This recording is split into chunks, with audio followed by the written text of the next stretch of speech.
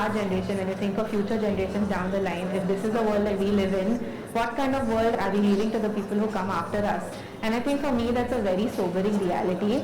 It's not just one person. This doesn't just affect an individual, it affects everyone. And so we do really need to work on this collectively and make it a very urgent priority for all of us. No, it's okay.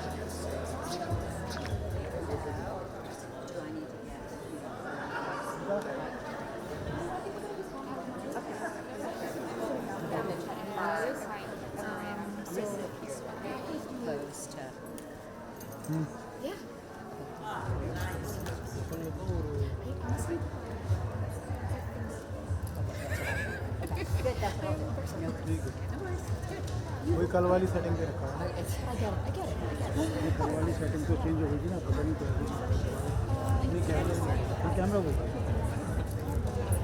एक बार जब बोलेंगे तब समझ white का So we're ready, right? So now we're ready. Me. Okay. आलू के बाद We're ready. If they come down now.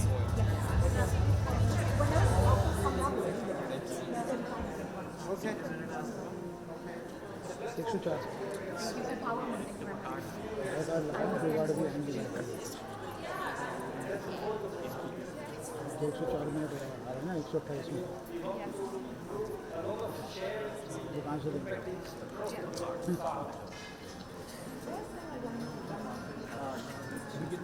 अभी 2 कार्ड में ऊपर से लेके आ रहे हैं कॉपी करा के। अभी 2 कार्ड मेरे पास आ रहे हैं लेकिन 104 ये पूरे नए हैं ना।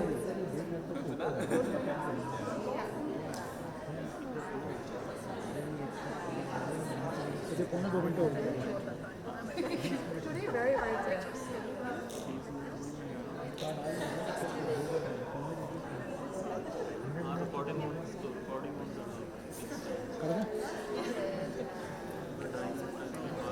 कर दे यार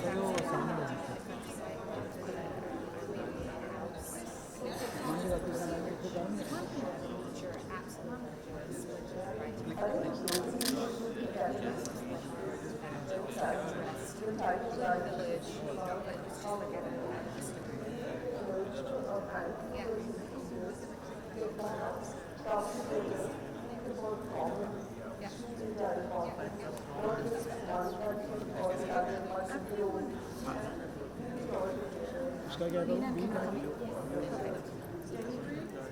Spaces are critical.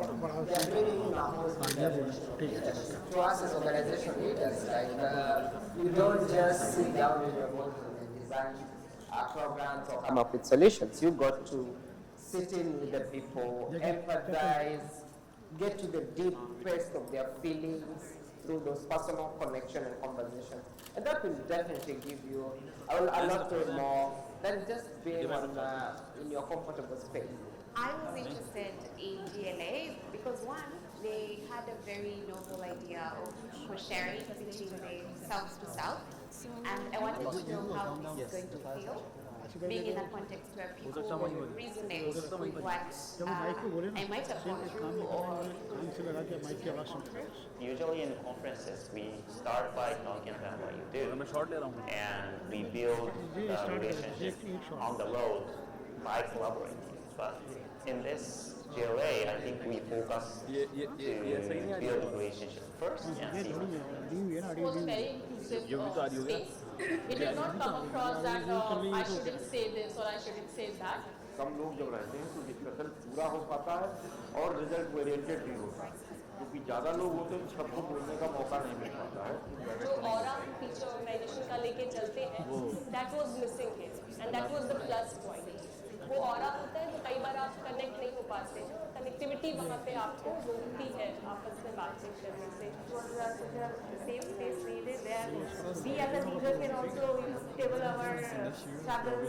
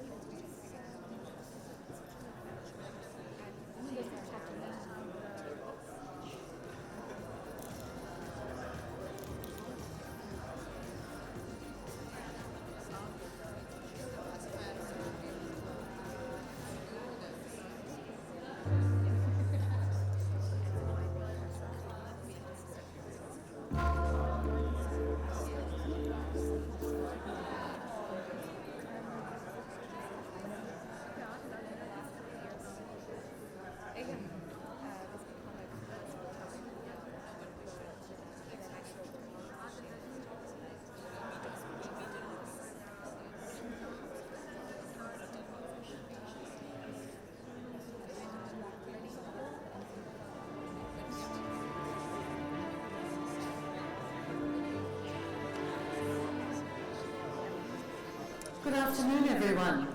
Please take your seats and we'll get started on this afternoon's wonderful program on the One Asia stage at the AVPN Global Conference. I'm Ruth Jones from AVPN, and it's my pleasure to be your guide as we listen to some marvellous presentations and hear about some wonderful work that is taking place in our region.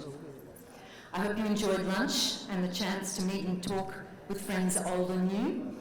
And now we're going to hear from speakers leading some of the most exciting and innovative projects in our region, and witness some of the region's key players committing themselves to major initiatives. And please do come and sit towards the front of the room. It is disheartening speaking to an empty front row. The first item on our agenda today is the signing of a new Memorandum of Understanding between the Authority of Social Contributions, MAN, in Abu Dhabi, and AVPN. MAN aims to enhance the culture of cooperation and complementary partnerships between the public and private sectors and civil society, providing innovative solutions to social challenges, particularly in the Emirate of Abu Dhabi. AVPN's goal as a network of funders and an ecosystem builder is to catalyse a more strategic, collaborative, outcomes-focused approach to philanthropy and social investing in the region. We're going to hear now about what happens when you bring those two forces together. Let's watch a short video which is going to outline the project for us. Working together, our forefathers created the Falaj to share life-giving water. A shining example of what can be achieved when we all join efforts to create a collaborative community. MAN promotes a culture of social contribution and participation by raising awareness of the benefits of social initiatives, encouraging social volunteering, and investing in projects that have a social impact. Our goal is to facilitate a sense of shared responsibility and to drive sustainable social innovation. This generosity of spirit is at the heart of Abu Dhabi society and binds us all together for the common good. MAN, creating collaborative communities.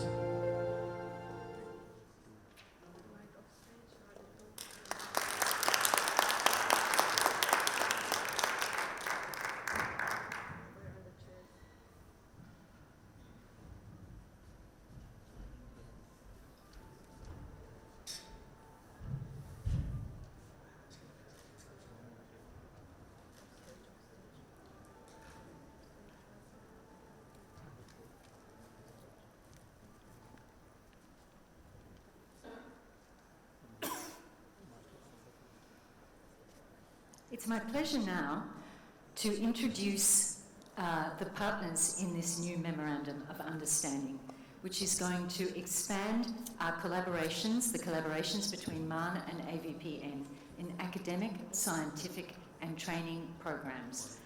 I hope that this time next year we're going to have the opportunity to hear a lot about what has been accomplished in the meantime. May I now introduce the signatories to this memorandum. Her Excellency Salama Al-Amimi, Director General of MAN, and Naina Subawal Batra, AVPN's Chief Executive Officer. They will be joined on stage by His Excellency Dr. Mugir Kamis Al-Khaili, Chairman of the Department of Community Development, and Kevin Teo, AVPN's Chief Operating Officer.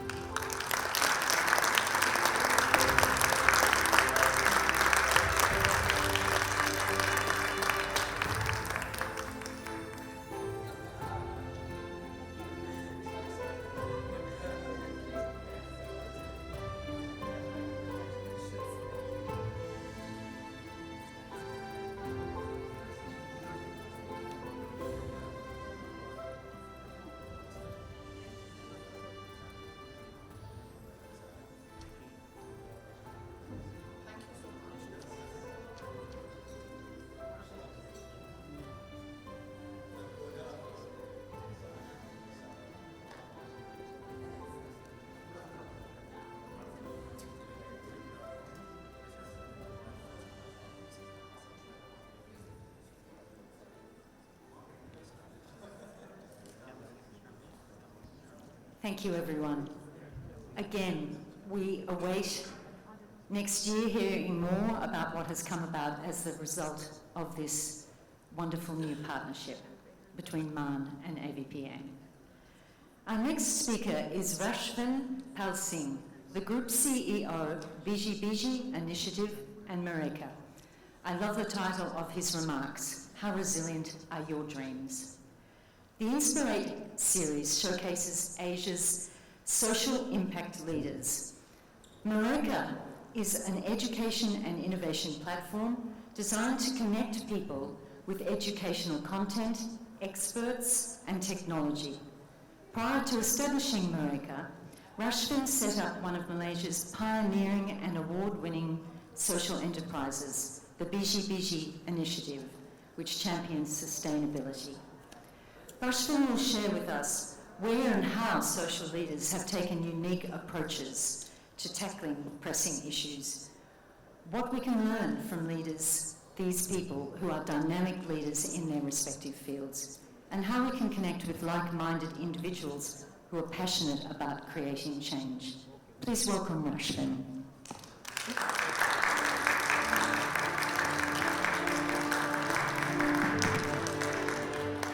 Hello, good afternoon everybody. How are we doing? Oh, I love that. Okay, after lunch energy is kicked in. Hi, I'm Rashvin Pal Singh, the Group CEO of Biji Biji and Mereka. Lovely friends and family in the room.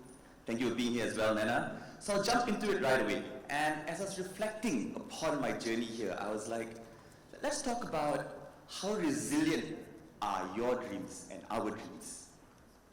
So, a bit of background, so I started my career in corporate consulting. I was at PwC for 4 years, enjoyed that role, right? Challenging, did that. I've spent 10 years in social entrepreneurship. I've then also been part of the Obama Leadership Program, a regular contributor to the Hasana Forum, together with Social Enterprise World Forum, and being a mentor for other global leaders. Now, this is a journey of our ideals, how we started, the opportunities that we took, the hardships that we face, perseverance, because we all know making impact is something that really takes you to keep doing it, and of course, the acumen that now we've been building and continue to build along the way. As we've gone through this journey, the question that we've kept on learning and doing is asking ourselves, how are we unlocking capital in this process? Human capital for talent, finance capital as we're doing over here for impact money, manufactured capital, how we're using underutilized buildings, machinery, as well as technology capital to scale solutions. So we had a big dream, right? So I left corporate, I was like a bit delusional, me and my friends started, we were like, let's do something different. And we had this fantastic dream of having an eco-resort. We hoped it would have looked something like this. We went around, we pitched, right? And we got shot down, right? Left, right, center. People thought we were, just mad or overly ambitious. We didn't have the resource to meet the right networks and partners to make this happen. I personally was quite delusional with business models that were not aligned to my values and purpose. And I also realized when I was at PwC, the huge gap that existed between financial knowledge and the impact sector. Now, with that, we got shot down, so we're like, you know what, we can't get an eco-resort. Let's start by the furniture that will go in this eco-resort. So this is where I still live. We started off in a condo, right? Our neighbors thought we were mad, making noise at midnight. We took a leap of faith, and we got a house in KL. We rented the second and third floor out to cover the cost, made the bottom floor our rapid prototyping center. Oops. Yes.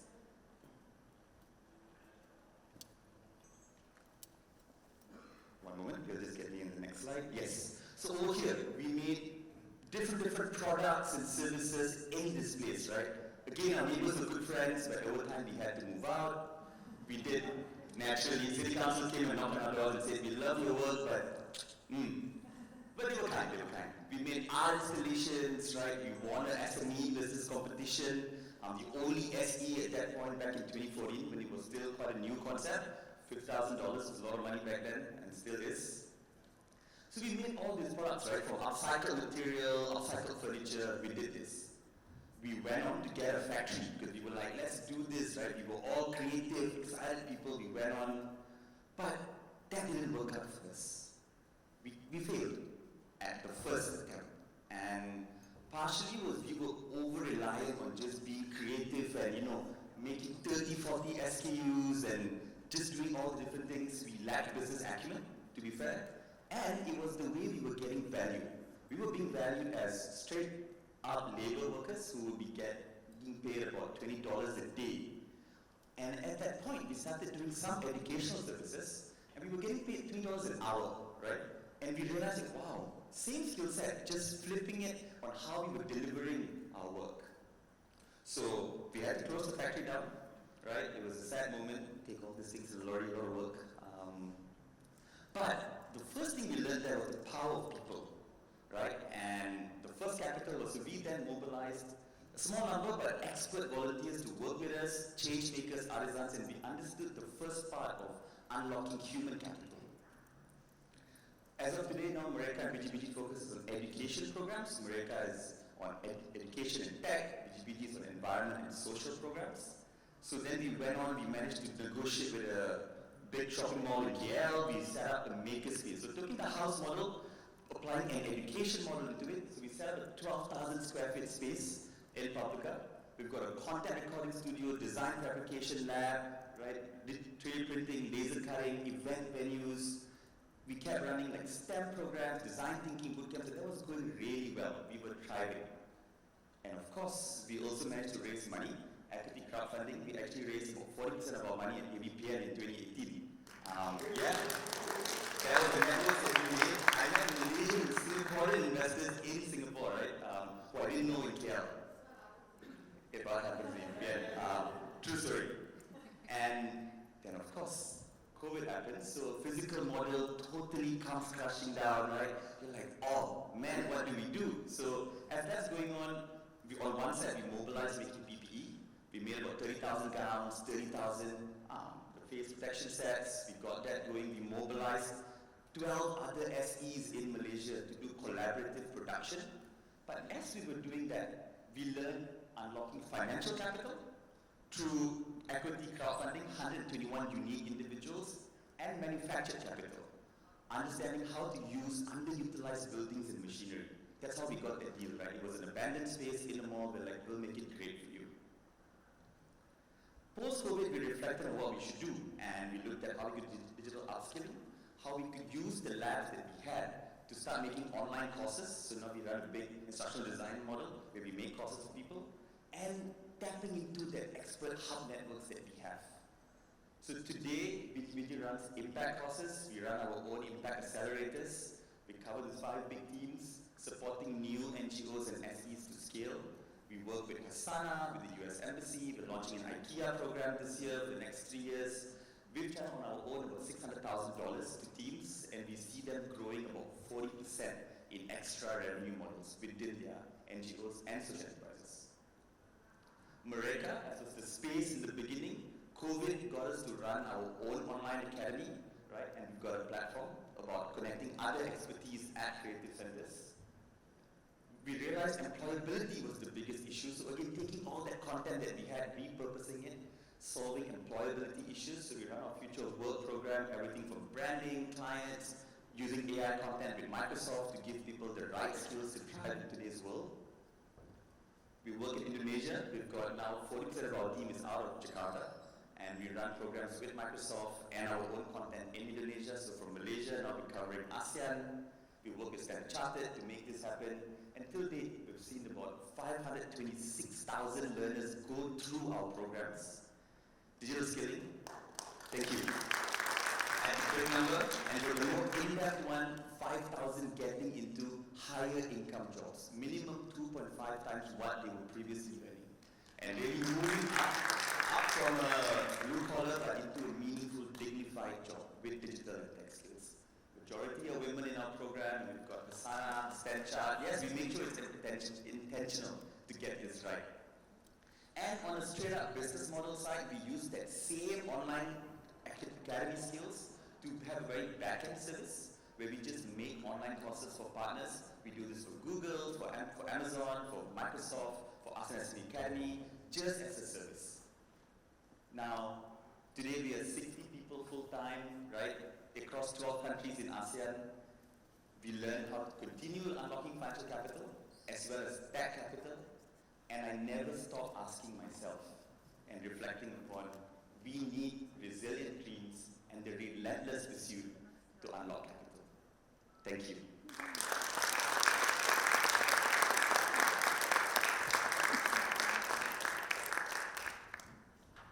Well, my first question to you, Roshan, is how do you make a decade of what appears to have been absolutely unrelenting hard work seem so much fun? I know, right? You gotta keep that spirit. A lot of smiles were shared about keeping that. So yeah. Well, thank you. I mean, a lot of superlatives get thrown around in the world of social impact, but you actually do deserve the term inspirational. Thank you.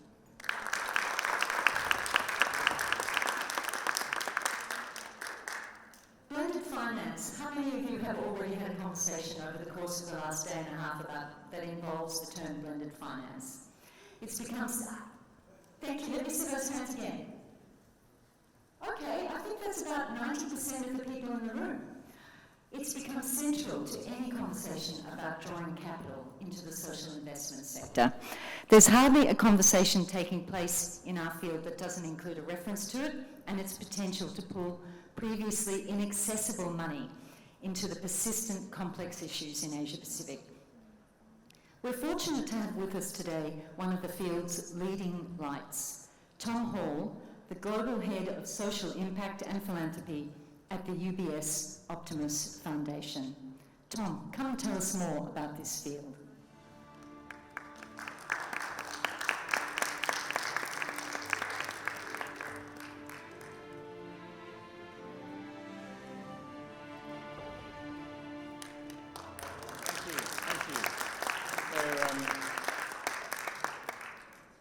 I was really inspired by that last presentation. I think all of us are here in this room because we're chasing impact. We believe in impact unicorns like that can go to scale. And I read this quote this morning that I'm going to share with you because I think it was appropriate. It's, good things come to those who believe, better things come to those who are patient, and the best things come to those who don't give up. Now, I'm sure like many of you here in this room, I've been working on impact for almost 20 years, and I've been working on many of the innovations that we've heard about over that time, whether it's microfinance or impact investing or impact bonds or direct cash transfers or all these other things in between, and blended finance is obviously the topic of the day. So thank you for coming to my talk out of all the other 25 talks on this topic. Hopefully it won't be a waste of your time. So what is blended finance? Well, I think blended finance is actually part of all of those things, right? It's the next iteration and way of describing using philanthropic capital to work catalytically, to innovate, to find solutions to the pressing social and environmental problems of our time. And then above that, it's using both philanthropic capital and public capital to de-risk driving investment capital into those solutions, to make the uninvestable investable, to ultimately address inequality, to enable people and planet to flourish. That's why we're all here, right? Well, we've started to call that, not just us, Ronnie Cohen, many others as well, is building an impact economy. An economy that doesn't just reward outputs like GDP, but actually genuinely values and rewards people flourishing, having social and economic contribution, and safeguarding our planet. And we believe that if we can accelerate the transition to an impact economy, it will not only finance the Sustainable Development Goals. Some of this is already happening. We're already seeing capital going at scale into things like clean energy solutions. But we need to rapidly expedite that into things like education and healthcare. And if we do that, it will create 380 million new jobs and add about $12 trillion to the global economy. So this isn't just about doing the right thing because it's the right thing to do. It's about building a more profitable world for all of us. So, ladies and gentlemen, here in Abu Dhabi, I'd like to ask you to stand up and join me in a quiz that I like to do everywhere I give a similar talk, which is, how do you think we are doing? So this is a very simple quiz. You have to stand up. Come on, it's afternoon. Don't be shy. Let's get engaged. Okay, very, very simple quiz. And you see there's 3 questions. And I've made it easy for you in that if you think the answers to these questions are mostly in the heads category, you put your hand on your head, right? If you think the answers to these questions are mostly in the shoulders category, please put your hands behind your shoulder, your hands on your shoulders. And if you think the answers to these 3 questions are mostly in the tails category, please put your hand behind your back in your tails. You got it? No cheating, you can't hedge your bets and pick one or the other. Everybody has picked now, heads, shoulders, or tails. Okay, anyone not picked? Anyone still confused? Picked? Right. If you do not have your hands on your tails, please sit down. Anybody not got their hands behind their back? Please sit down. No, you can't pick them all. Any one of them? So we have people. So we've got some tails. People admitting to tails. People. Well, we've got a pretty good audience. You're going for heads. Okay. You're going for heads. Sit down if you're heads. Okay. Who was tails? Right. Round of applause for the people who were tails in the room. Yeah. Because if you spot here, the answers to all of these 3 questions in the tails category is the most optimistic version. We are actually doing better on things like child mortality, on primary school, than we imagine. And in fact, when this survey is given to humans, generally monkeys do better than humans when randomly answering it, because humans tend to be pretty pessimistic. We tend to see the world as worse than it actually is. And the truth is that today is one of the best days in human history to be born. You're more likely to survive childbirth. You're more likely to get an education and achieve your potential. Dare I say, even come and work for a bank. But this is not to say that there's not still more work to be done. We heard yesterday from some of the panelists, the SDGs were about 15% of the way there. There is still huge amounts of work to be done. But I am hugely optimistic, and I'll tell you why. I've had the privilege of advising almost 2,000 families on their philanthropy in my time at UBS and beforehand. And we know that 95% of them want to use their resources to solve some of these social and environmental issues. We're seeing huge wealth transfer into next gen and women in particular who want to invest for impact. So there is demand. But, and this is a big but, philanthropy is not enough. Philanthropy, we think, will grow to 10 trillion by the end of 2030. That was Forbes who said that at the end of last year. But to meet the SDGs, we need 30 trillion, right? The maths doesn't add up. You can't give people a free education and healthcare. And impact investing today, despite all of the talk, is only about $1 trillion. And the large proportion of that is in developed markets, not emerging markets, where it needs to go. But, and this is why we remain excited by blended finance, blended finance could genuinely be a key. You take that $2 trillion worth of philanthropy, and I'm a simple person, and this is simple maths, and you leverage it and recycle it 3 to 5 times, it adds up to 30. It's like magic. You fix the gap. And that is why we're excited. And let me just give you a few examples that I've seen in my life and working experience. I'm sure there's many other examples here in this room where this is already happening. Where blended finance is bringing the partnerships between philanthropists, governments, and investors to drive solutions to scale, to help real people achieve their potential. So, blended finance helping health inequality. This young man, believe it or not, is my son. Not the guy holding the baby. I was actually that young once. That's me holding my baby, looking extremely relieved, baby Ollie, because he just survived childbirth because he had access to medical oxygen. And luckily, Ifraz here in Somalia also just survived childbirth because he had access to medical oxygen. But without blended finance, Ifraz wouldn't have been so lucky, because the company that supplied that oxygen had been offered a 26% return on a loan. That was their cost of capital. And they simply couldn't afford to service that loan. And through blended finance, we were able to make that loan at only 9%. Still not a bad return. 1 million more babies like Ifraz getting access to medical oxygen. And when you compare that with a donation, it's 11.5 times more efficient, and you get the capital back. Start to see how this can add up. Let's take another example. This is my 9-year-old daughter, Neve. Like me, she struggles to read. She's a bit dyslexic. She needs a personalized education. I'm very fortunate, and I recognize that, and can provide that for her. But luckily, Itsatu is also fortunate, because she got access to a low-cost private school called Rising Academies that had a randomized control trial proving that it could deliver brilliant, really high-quality learning outcomes at a low cost for families. And again, through an equity investment made from blended finance, we were able to scale this to 265,000 children. That's a 53 times leverage on doing the same impact with a grant. And the cool thing about this is, yes, it's a low-cost private school, but it's also now being scaled through the public sector system through blended finance instruments. This is a $100 million fund that we closed at the end of last year, which is investing in outcomes contracts, governments, like the government of Ghana, paying for the education of children like Isatu in the public school system with really high-quality interventions like Rising Academies. That will impact about 5 million children over the next 5 to 10 years. All of that capital gets recycled so it can be reused and reinvested. Higher education. Put your hands up if, like me, you went to university. Keep your hand up if you had to take a student loan. Anyone take a student loan? Anyone have to pay more than 20% on their student loan? No? So you're not like Colette, who had to pay 40% APR on her student loan.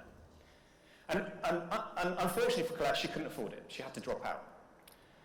But there is a good side to this story. She did actually get to go to university and have the opportunity to 10x her income, and she managed to do that, again, because of blended finance. It's a very simple fund where, again, philanthropic capital, de-risking, investing in young women like Colette, and that was able to lend to 10,000 students, $22 million, and all of that capital will be repaid over a 10-year period.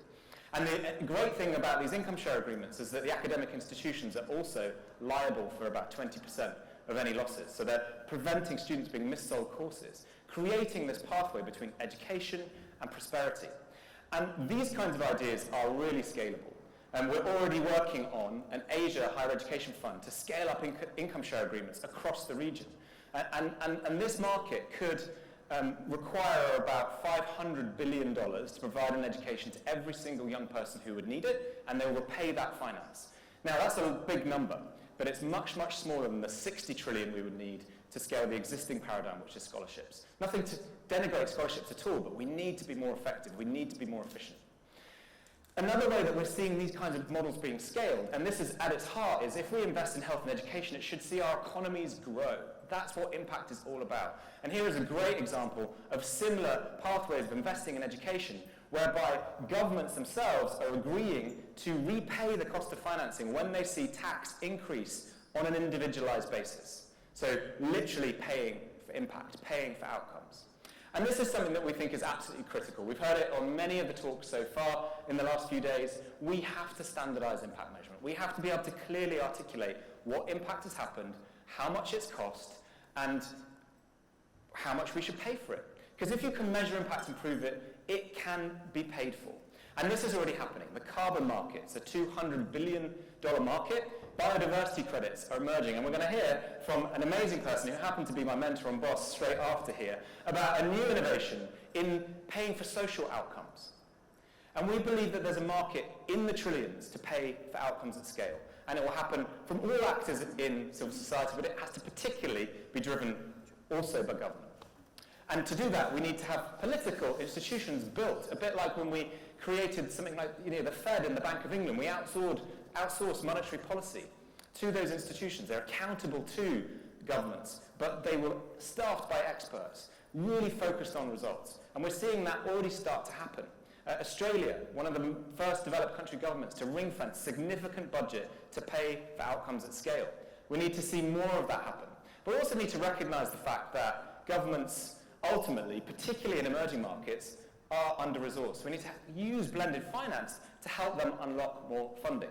And this is another innovation that I'm particularly excited about, this idea of debt for impact swaps. So imagine a lower middle-income country that's got $1 billion worth of debt. They're paying 10% interest on that debt. That's $1 billion in a decade. Right? But that debt's trading at 50 cents on the dollar because the market doesn't even believe they're going to repay it. They just have to keep paying the interest forever, essentially. If we lend that country $500 million, they can buy that debt back. And if that debt is guaranteed by governments like the US, DFC, and philanthropists, that new debt cannot be at a 10% interest rate, but at a 5% interest rate. We've just saved that country $750 million in interest payments over a decade. Well, what do we do with that saving? Mostly, we forgive some of their debt. We allow them to have a better credit rating. But, and this is the cool bit, you ring-fence almost $250 million to spend on impact. Maybe we can buy outcomes through Outcomes X's platform, Or we can invest in marine protected areas like we've seen in Indonesia. Business models that before simply were not viable other than with philanthropy, and now becoming truly investable. You can have ecotourism as a revenue source. You can get carbon credits as a revenue source. You can get biodiversity credits as a revenue source, and we're able to drive the kinds of impacts we want to see in our precious ecosystems like mangrove, which has got a 4x carbon absorption capacity of virgin rainforest and is being chopped down because shrimp farmers need to eat. They sell it for $500 worth of firewood. But through innovations like this, we can fix that and we can enable people and planet to prosper and generate real returns for investors. So I don't know what background you are all from in this room. Maybe you're running an impact unicorn and you're desperate for finance. Maybe you're a capital allocator. So there's so many things that we can all do. But if there's one kind of plea, and many of them are on here, that I would ask all of you to think about in this is, let's just keep persevering. Blended finance is not a silver bullet. We're not going to see it solve all of our problems tomorrow. It will take perseverance. We will have to make compromises. We're not going to see the perfect solution in our context every single time. Maybe we'll have to allocate capital to the wrong country or the wrong initiative in order to build this market. But what I can guarantee is that it is coming. And one of my favorite quotes is from Bill Gates, where he says we tend to massively overestimate what we're going to achieve in a year. Blended finance, I think, has been zeitgeist for about a year and a half, and people are very excited. But we tend to underestimate what we can achieve in a decade, a bit like what we saw with the survey. We don't necessarily see that we're genuinely having the impact we're going to have. But I believe that if we persevere and partner together and continue to build out partnerships like we're going to see today and through blended finance, we will look back in 10 or 20 years' time and we will have seen the impact that we all want to. Thank you very much.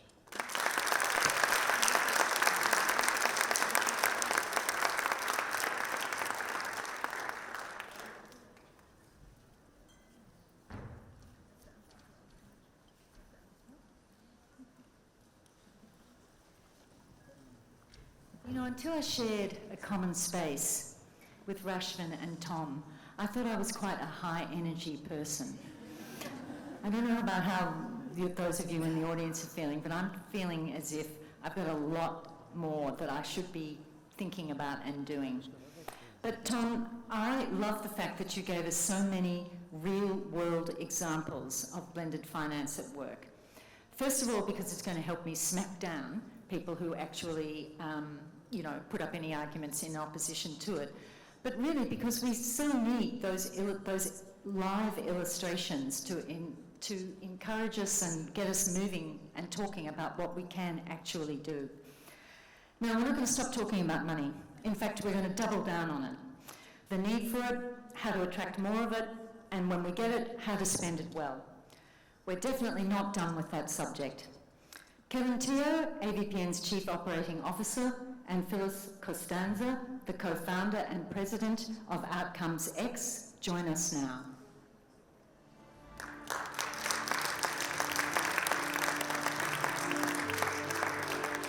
And our CEO name is Subawal Batra.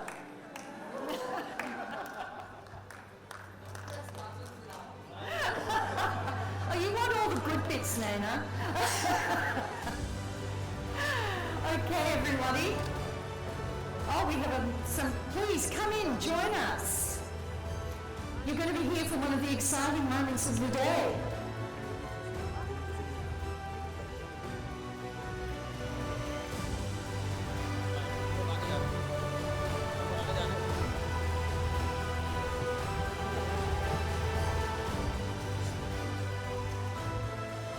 Everyone, first, Kevin and Naina are about to share with us an ingenious and thrilling new mechanism designed to draw new money into our sector.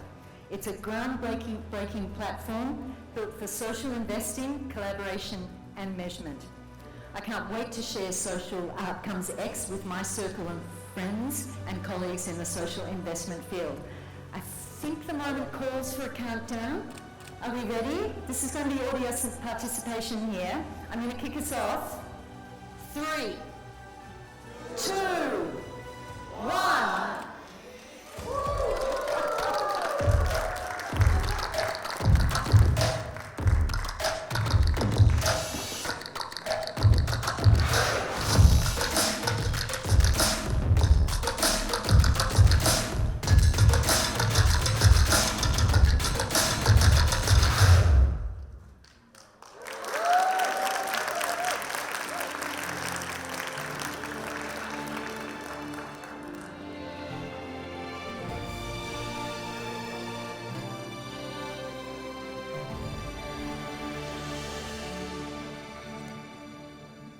Phyllis and Kevin, thank you for opening our eyes and tell us more about what's going to be happening with Outcomes X and how we're going to be channeling money to great on-the-ground organisations in the region.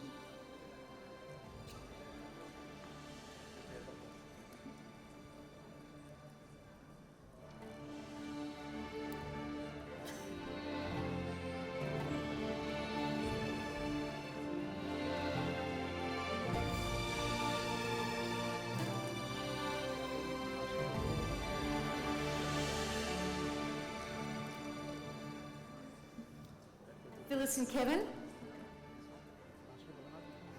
come and tell us all about Thanks this so much, Ruth. exciting program. All right. Love the energy in the room.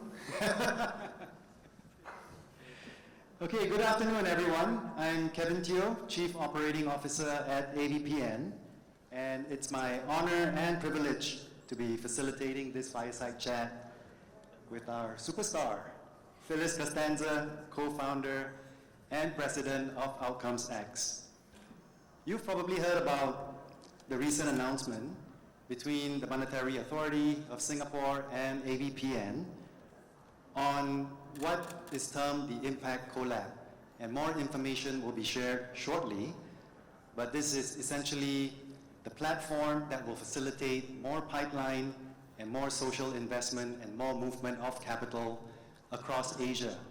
And the first prong of this effort is in fact our groundbreaking partnership with Outcomes X.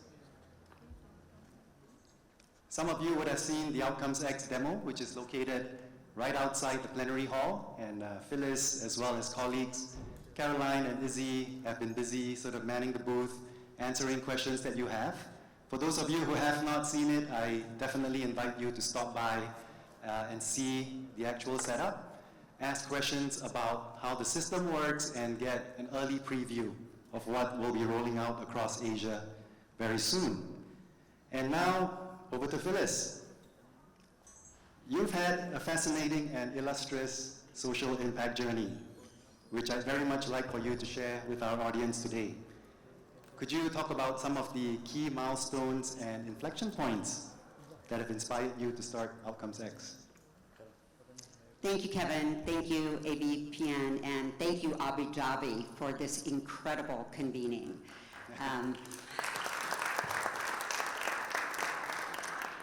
And I have always wanted to be an entrepreneur, and it started when I was 5 years old. I set up a very thriving business. It had a very simple business model, and I attracted world-class talent. My friend Mindy Harrison, who lived down the street from me. And our business model was this. We said, we'll do anything for a nickel.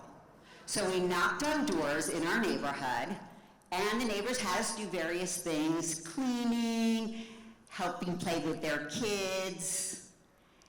And it wasn't until a neighbor asked us to clean up their dog's mess in the backyard when I threw out my entrepreneurial apron and didn't return to it for 54 years. Don't do the math. But my social experience really started when I was fortunate to work in government. And I worked in government in New York State for then Governor Mario Cuomo, and that really inspired me to work in service for others. I then got a master's in public policy. I helped some friends of mine start a foundation in London, and I worked there for 10 years. And then I was fortunate to get a job at UBS, where I held Tom's job. And if you heard Tom speak, This is a classic example of the student surpassing the teacher. That was a great talk, Tom. You put me to shame. And what we did at UBS, we saw, so first of all, UBS is the largest global wealth manager. They bank probably now more than half the world's billionaires. And clients in wealth management clients don't move banks because one financial institution is going to earn them more money than another. They're all going to earn the same returns, roughly. They move for the other services, and one of the most important ones was a robust philanthropic offering. So we tried to offer our clients some of the best philanthropic services. And one of the key challenges that we saw our clients face was while more than 90% of them were giving philanthropically, fewer than 20% of them were satisfied with their impact. And I don't think that's just true at UBS, that's true the world over. So we started to create and stand on the shoulders of some really great thinkers in the outcomes-based finance space and create things like social impact bonds. We did the first one with Educate Girls in India. It was incredibly successful. And then we went on to do more. And clients loved that. And finally, we saw that money was aligned to actual impact on the ground. Because right now, we hear a lot of people talk about how much money we need to achieve the Sustainable Development Goals. I don't think that's the right conversation. Because if we look at what Brookings Institution estimated we needed to achieve the SDGs way back in 2014, we will have spent almost 800% more than what they estimated, yet we're only going to achieve 12% of them. And in Asia, it's less than that. So this is not a challenge of needing more money. This is a challenge of proper resource allocation. How do you target these resources towards the most impactful programs on the ground? So tools like social impact bonds and development impact bonds were a great solution because they were extremely outcome focused. The buyer, the outcome buyer, didn't pay until after the outcome had been achieved, so they were guaranteed a social outcome. Yet the challenge with these instruments is that they're complicated. They involve a lot of parties. They quite literally take years to structure, and they're expensive. So I've been dreaming of how do you simplify this mechanism so that you better align capital with actual impact on the ground. And I started thinking about an outcomes market about 8 years ago. And I didn't have the model quite right, the timing wasn't quite right. And then I connected with somebody I worked with, I went to graduate school with actually, and it turns out that he had started something called the Impact Genome Registry to standardize social outcomes. And I said, this is it. This is the tool we need now. As Tom said, you've got to have standardization, especially for a market. Markets don't like ambiguity. So you have to standardize definitions of social outcomes, activities around social outcomes, and then you can create a market to sell social outcomes. Thanks for sharing that point about sort of the reality on how much capital is seemingly flowing towards causes, but there is this big question around the effectiveness and the efficiency of that. And I think many of us in this room are actually gathered here to look at how the ecosystem can evolve in a more positive way to get us towards those goals. Could you share a bit more about how the Outcomes X system functions and perhaps give us an example sort of in real life on where it's been applied? The way it works is nonprofits or social enterprises register their project with the Impact Genome Registry. And what's important is that is a separate entity. They're a registry and a verifying body. They go to Impact Genome, it costs $1,000 to get verified. So if you compare this to the carbon market, it is far cheaper and much faster. It takes about 4 weeks. And it takes the nonprofit about 2 hours to upload their evidence of impact.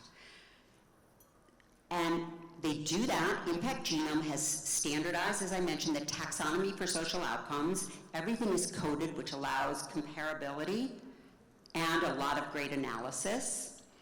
And if they have high enough quality of evidence on the registry, meaning the rigor of the methodology they used to collect data is robust, the tools they used to ask beneficiary or to gather beneficiary information is also robust, and the questions are the right questions. Then we will put those outcomes that have been achieved onto our marketplace to sell them. And an example, we have a very exciting first example here in Asia. It's actually in India, and I love this example because this is an example of a development impact bond we worked on many years ago when I was at UBS. The development impact bond was called the Utkarsh bond. The goal of it was to reduce maternal and newborn mortality rates. And the way it worked was we would improve, not we, but organizations on the ground would improve the quality of local healthcare facilities so that they could get accreditation from the authorities in India. When they were accredited, there's all sorts of data that shows that the quality of healthcare goes up, healthcare outcomes improve. And when they got accredited, it would trigger a payment from the outcome funder. The cost for each healthcare facility at the time was $18,000. So a team including MSD for Mothers, Swasti, and the program is now called Manyata, they've now reduced the cost from $18,000 to about $2,000. And they're selling those outcomes on our market. And we have the first buyer, MSD for Mothers is the first buyer of those outcomes. And this is the way we can scale now outcomes-based finance. And you see also the economies of scale that come with doing this over and over again. And these are local community-based organizations working in this context. Thanks for that, Phyllis. In February, you and the AVPN team, we had a 7-city roadshow, very hectic across 2 weeks. I don't know what made us think of doing that, but gave us a lot of exposure to sort of firstly sharing this idea with various funder communities, and more importantly, to get feedback from the ground in terms of how the idea resonates and what might be some concerns in terms of rolling this out. And this was after us spending a few months sort of brainstorming and planning and sort of working on the pitch and the delivery. Could you share with us some key takeaways from this trip around Asia and what you see as the potential here? Yeah, what was interesting is what we heard across Asia, and it wasn't in just one country, was how do we address inequality? How do corporations get involved in solving this problem? And the third one was how can we become a leader in social impact? So even from countries that don't have a robust and highly advanced philanthropic market, they want to leapfrog. They don't want to go through all the pains that those markets that have developed philanthropic offerings have. They want to leapfrog and offer the most innovative technologies, and I was struck by that. This is, particularly here in the UAE, a community of innovators, and the desire for innovation and impact is extraordinary. So I see huge potential here. Thanks for that. Part of what came up as questions, and it was sort of a recurring theme and a bit of a pattern, right? Firstly, some funders would say, you want an outcomes orientation, and those of us in the room, we appreciate the value of monitoring and eval, and you go through the process of inputs to outputs to outcomes. And the idea of outcomes sort of strikes us as a bit of an advanced topic, right? It's sort of something that organizations who are further along, better resourced, are able to do. But you had a great response as to how we can actually make this accessible to early stage organizations, and that it is not such a sort of a lofty kind of, conception. Yeah, what's really surprising about this is this is extremely beneficial to the small local nonprofits, the very ones we want to empower. If you look at the hoops these organizations have to jump through right now to get a grant, even a small grant, there's applications that ask for a tremendous amount of information. They have to do update reports that, let's face it, we don't read. And it costs nonprofits maybe some of you read them, all right? But it costs $20 for every $100 a nonprofit raises. I mean, that's crazy. If we think of it from a business or government perspective, it doesn't cost us that much money. So what we're trying to do is remove the burden on the nonprofits. Nonprofits also don't have to do an RCT. You know, I understand the value of them for certain interventions, for innovations, where you want to know, does this work in this place at this time? But for ongoing monitoring and evaluation, simple methodologies like a pre-post survey work, and nonprofits, local nonprofits, can do that at a very low cost. And an example that we saw in Ukraine was we supported 23 local community-based organizations in Ukraine to improve the mental health and the well-being of children there. And we had 2 international NGOs involved in that. The international NGOs were 10 times more expensive, and their quality of evidence was far inferior to the local community-based organizations. So the message to these organizations is it's not expensive. It doesn't have to be expensive to monitor and collect data. Awesome. And I think the other point that came up was how many funders in the room actually want to engage the small and medium-sized hyper-local entities, because it is the long-term impact that we're trying to build, right? Essentially creating and building capacity in all these markets so that, you know, they don't keep coming back and hopefully can be more self-sustaining in the long term. So I think this is a great example about what you saw in Ukraine when, you know, the situation broke out and you were sort of brought in to intervene at that time. Yeah, and something I've learned here in Abu Dhabi in these last 2 days is, first thing, your concept of service is extremely thoughtful. You think about service as a long-term value proposition. Service is not a transaction. It doesn't mean volunteering for 3 hours one day. You're looking to create an entire systemic change to drive social impact. And it's very unique in this space. And the second important thing I learned here, and I hope I pronounced this properly, is the concept of ihsan. This means excellence. And I dare to say, we all noticed that last night.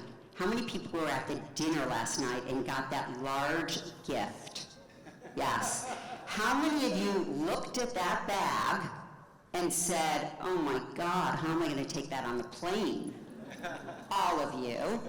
But then when you opened up that bag and you saw what was in there, you said, I'm throwing out my shoes. This is coming home with me. Everything here focuses on excellence. And we need that attitude in social impact as well. We cannot compromise. This is people's lives we're talking about. We can't settle for anything less than excellent and outstanding. And so I thank you for teaching me that. It has been, in everything I see here and everything you do, it's been ihsan.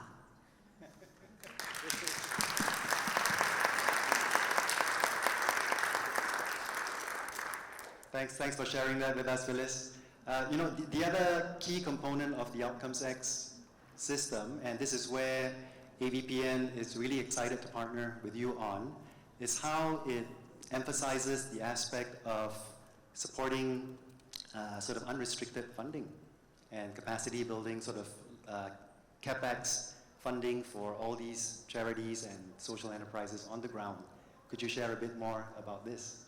Yeah, the most valuable funding, for those of you who are nonprofits in the room, the most valuable funding is unrestricted funding. You know, you would give up, yes, here's to unrestricted funding. But we rarely get that.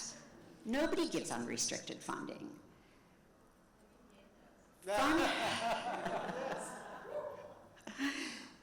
Funders, and I was on the funding side for more than 20 years. And I know we want control. We want to make sure that we're mitigating risk. The last thing we want to see is a nonprofit in the headlines for nefarious reasons. Yet if we're funding a nonprofit, we're funding them because we believe in them. They've got the right leadership, they've got the right programs, they've got the right outcomes. So the way our platform works is nonprofits or social enterprise deliver outcomes that has been funded by a catalytic funder. So they have an initial funder who funds their outcomes, enabling that organization to put their outcomes on the marketplace to sell. So now they've got their outcomes on the marketplace, they sell them to another buyer. That buyer gets something called verified impact credits for each outcome that they purchase. The original funder is thrilled because they've just doubled their money in essence, and they love that now there's a sustainable model to keep this program going. And the nonprofit can use that money to produce another X number of outcomes that can come back on the market, or, God forbid, they need a new tech platform, a new IT system. They can use the money for that as well. So this funding is completely unrestricted, with the exception of if the buyer of the outcome wants them to produce more outcomes, we don't tell them how they have to do it. But that buyer can say that. That buyer can say, okay, we're not telling you how to use it, but we want you to put another 100 outcomes back on this market to resell, so that we're creating a sustainable environment for you. Thank you, thank you. So this is where AVPN is super excited to be working with Outcomes X to roll this out across 6 different markets initially. And there is the marketplace aspect, which I invite you to go take a look at the system in terms of how information is being presented in a very rigorous format with regards to the outcomes evaluation. There is also the process for funders, who we refer to as outcome buyers, to purchase outcomes on this system. And on the back end, there is the question of how do we then fulfill all these payments, right? Because across Asia, there are different jurisdictions, different financial systems, which we have to work through one by one. We will start off with a focus emanating from Singapore because of the partnership with the Monetary Authority of Singapore in relation to its Family Office and Philanthropy Hub goals. We will use that as the catalyst to map out funding flows from there to the region. But then the bigger vision for this is how do we then approach the entire Asian ecosystem and look at the underlying plumbing around not just the purchase, but also the funding. How do we address all these inefficiencies related to due diligence, related to costs, to get capital to the end goal? And this is where I would like Phyllis to perhaps share with us what might be some calls to action for our audience here today. First call to action is we do have a booth out here right behind the AVPN booth, and we can do demos. Please feel free to stop by, and our colleagues, Caroline, Izzy, Anurag, raise your hands. They're happy to answer any questions and help out, but we'll be at the booth. That's firstly. Secondly, if you're an impact producer, register with Impact Genome. And if you're an outcome buyer, come join the outcomes-based movement. Join us on this journey to link funding with actual impact on the ground. Thank you. Thank you. Thank you so much, Phyllis. Big round of applause for Phyllis. Thank you.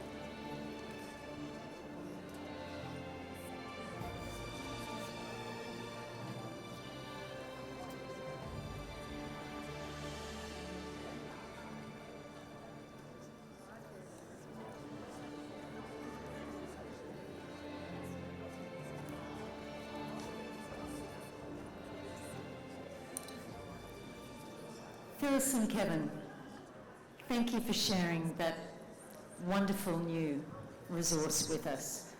I don't know about you, but I started to find myself during the presentation mentally cataloguing the list of non-profits that I'm familiar with that I want to see listed on that platform, on Outcomes X. I'd now like to introduce another inspirational speaker. He's a member of that group of far-sighted, thoughtful people, and his presentation is going to give us that shot of optimism and hope that we need to help us keep on keeping on. I'm talking about Yang Yi Chang, an advocate of sustainable development. Yang Yi is presently the Managing Director, Asia, of 350.org, a global climate movement founded in the United States in 2008. He's a representative to the United Nations Framework Convention on Climate Change, the founder of advocacy group Taiwan Youth Climate Coalition, the first youth environmental NGO in Taiwan, and a prolific contributor to international dialogues and conventions on climate change.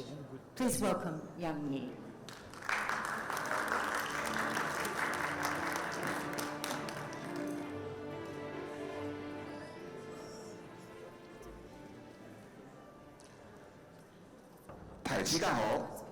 This is Hakka, my mother tongue. I'm from a village living from the farmer. Both my parents are farmer from Hsinchu and Miaoli from Taiwan. I'm glad to be here. Here I'm going to share with you a story about me, a perfect opportunity to invest human being to create the talents, from the youth activists to the global movement. It's all me with different hats on. From the youth activists, from the learning, from joining conference like AVPN, to exchange contact, to learn from each other. Sometimes I'll get lost, but I'll remind you, remember who you are by your culture. So it was me, the firstly joining 350 Actions way back in 2009 in Taipei. And what does it mean for 350? Actually stands for carbon dioxide, global emissions need to stay below 350 parts per million. I know it's already above that, but we're not going to change the name for the organizations. What I've been doing is that I realized that I'm not alone and I want to learn. So 350 is a global movement. How we call it is that we play 3 roles. We grow with curiosity. So I'm so curious about all of you, about want to learn more from you, want to exchange the knowledge from you. We want to support each other by collaborations. And we also want to inspire each other by different motivations for change. I know we are now already one Asia, but I believe that we can change Asia. So this is the first project. We all know that we heard about sea level rising. But as Taiwan as one small island, I never witnessed this. So I fundraised a project called Across the Oceans. So I really went to this beautiful island in Samoa, Pacific Island, and do documentary. And I really saw the coastal erosions, and that really moved me, because the palm tree there made every family's living. Their buildings, their life, their food, their book, their shirts. We went back to Taipei, and I found out that we have the rest of the funding that we can use. So we invested and opened a coffee shop, a space to talk about climate change across the ocean. You still exist. If you come by Taipei, I can grab a coffee for you. And we published a book to tell the story of across 9 islands, that how we documented sea level rising. But may I ask, what caused the sea level rising? Easy answer. Ice melting and global warming. So I started investigating who, like me, as a young person, can really find the solutions. So I walked across the UNFCCC since Copenhagen, the COP conferences, and I cultivate and learn from all of the youth movements. And I realized that how I can be established, I need to work with partners and youth leaders. So I set up the first movement in Taiwan called Taiwan Youth Climate Coalitions, and now still exists. And I also attend different meetings, press conferences, to tell the stories that use power and human being, we can make the solutions happen. Last year, they also were here in UAE, in Dubai, and they've been sharing the story about the first NDC been happening and how much climate and health and more achievement that we have achieved. Bring back those stories back makes a big differences. I'm not attending every COP at this moment, but I'm supporting and capacity building all of the calls of young leaders. And they've been achieving amazing things if you're attending COP. They do actions, they share stories, they've been so passionate they've been so innovative.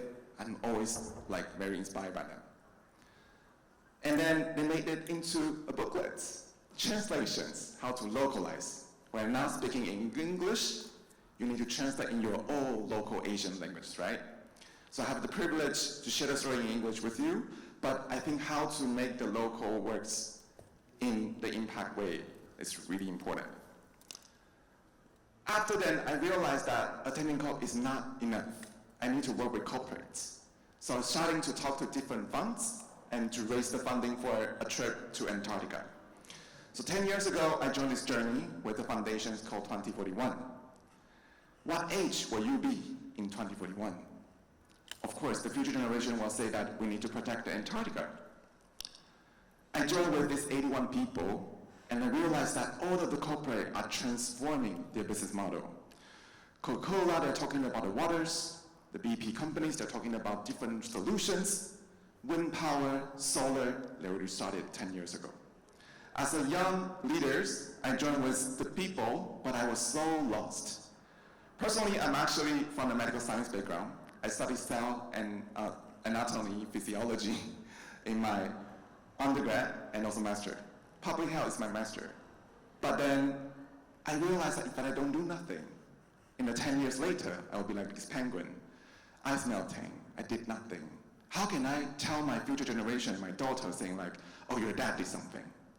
I don't want to regret, so I continue to raise more funds.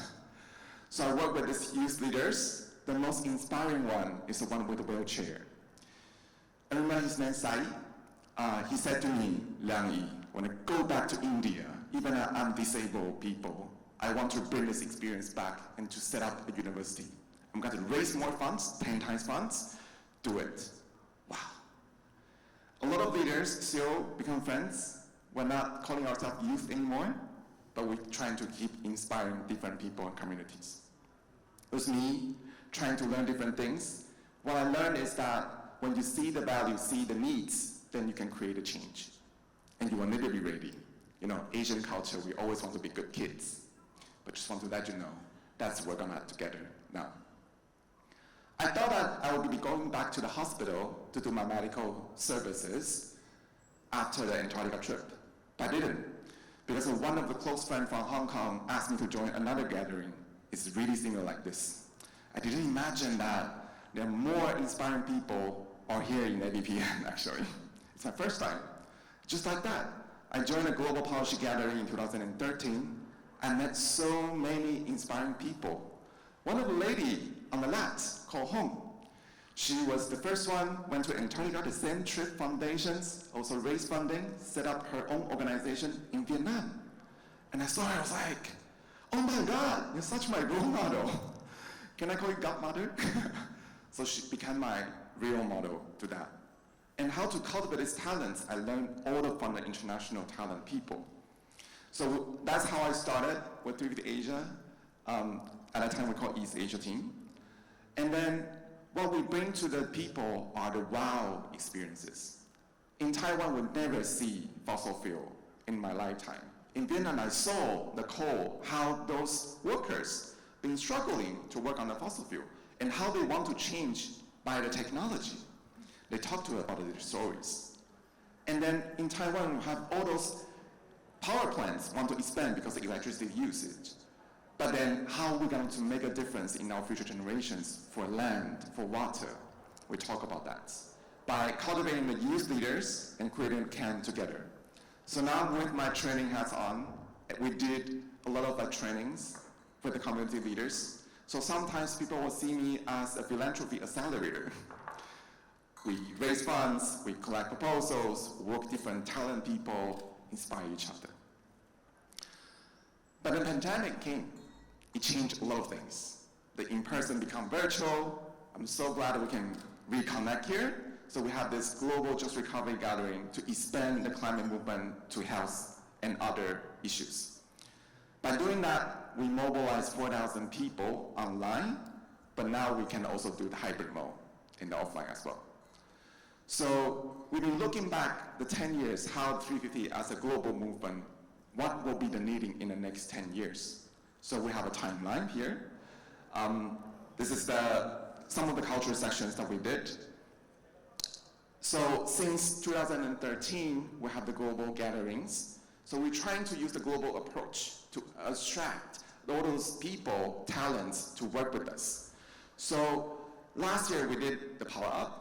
I do have some Power Up speakers if you're willing to connect with me. So we're thinking about what will be the next 10 years after 2025. So we're envisioning that maybe we should gather again for those global leaders. Like I was inspired by a Vietnamese lady telling me how inspiring her story, fighting for climate change and create all the impacts. So here, I'm going to have the opportunity for you guys to more collaborations. Next year, we know that the Brazil COP will be a highlight moment for global South. Of course, this year, Azerbaijan will be another bridge. But we're looking at not just finance this year, but how the local communities, how the indigenous people, how the Hakka, Taiwanese, Hokkien, or all of the Arabic world that can really work together. So I really want to send an invitation to all of you to see if you all want to be the global leaders, please join us. By not just connecting with us, but use my ideal model, Hong's words. There's no plan B, but everything we do can create impact. And we can either big or small, and this is the only way that we can protect our planet.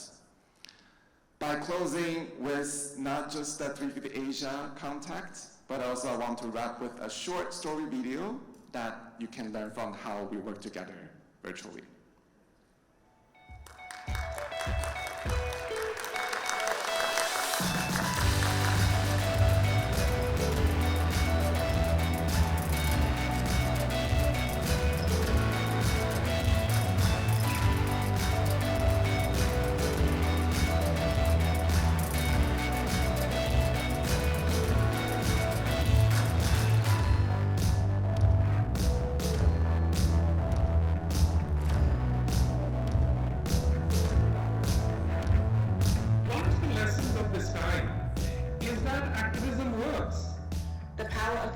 Is truly monumental.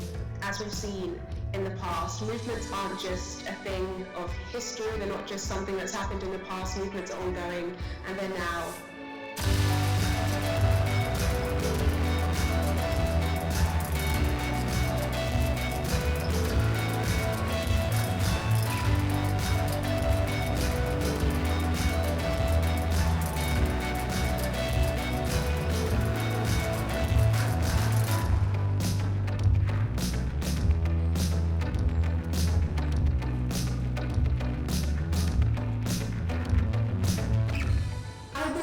The Global Just Recovery Gathering was like a star that shined bright in a dark night, and like a shimmering ocean of hope. And now we are ready to act.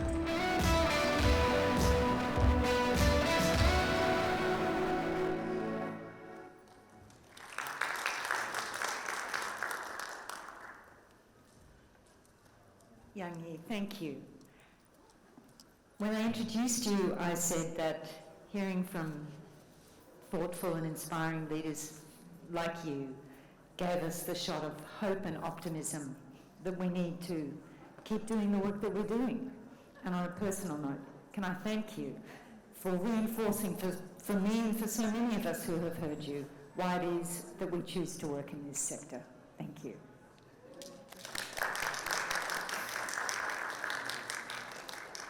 To everyone who joined us on stage this afternoon, thank you for enlarging our horizons, reinvigorating us, giving us plenty of topics for conversation for dinner, and encouraging us to think about where and how in our post-conference lives we can adopt or adapt some of what we've heard today.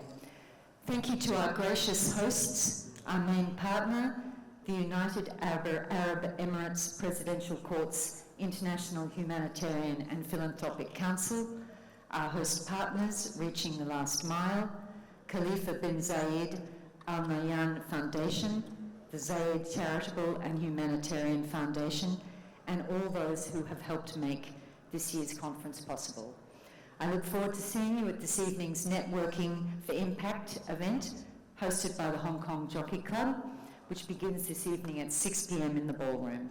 And in the meantime, now is the time for you to connect with your neighbours and meet others here at the conference. Thank you.